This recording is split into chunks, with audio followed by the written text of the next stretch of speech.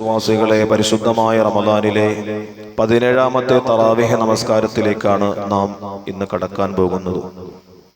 നാം നമസ്കരിച്ച നമ്മുടെ ഇതുവരെയുള്ള തറാവീഹുകൾ മുഴുവനും അല്ലാഹു സ്വീകരിക്കുമാറാകട്ടെ.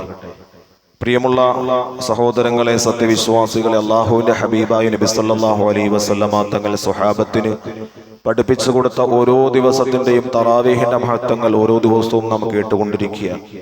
17ാമത്തെ തറാവീഹ് നമസ്കരിക്കുന്ന ഒരു മനുഷ്യന് അല്ലാഹു സുബ്ഹാനഹു വ തആല നൽകുന്ന പുണ്യം ആദരവായി നബി സല്ലല്ലാഹു അലൈഹി വസല്ലമ തങ്ങളെ സ്വഹാബത്തിന് പഠിപ്പിച്ചു കൊടുക്കുന്നു.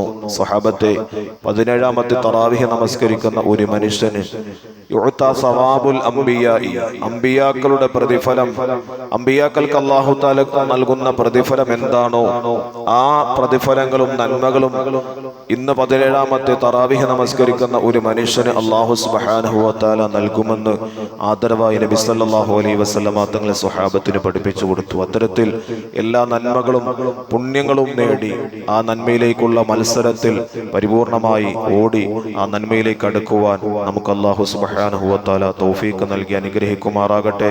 പരിപൂർണമായി റമദാനിൽ എല്ലാ നന്മകളും ചെയ്ത് വിജയിക്കുന്ന റമദാൻ നമുക്ക് അനുകൂലമായി സാക്ഷിയാക്കി റബ്ബിന്റെ സമക്ഷത്തിലേക്ക് എത്തുമ്പോൾ നമ്മെക്കുറിച്ച് നല്ലത് മാത്രം പറയുന്ന റമദാനായി അല്ലാഹു നമ്മുടെ റമദാനെ സ്വീകരിക്കുമാറാകട്ടെ എന്ന് പ്രത്യേകമായി ദുആ ചെയ്യുന്നു. വാഖിറു ദഅ്വാന അൽഹംദുലില്ലാഹി റബ്ബിൽ ആലമീൻ. അസ്സലാമു അലൈക്കും വറഹ്മത്തുള്ളാഹി വബറകാതുഹു.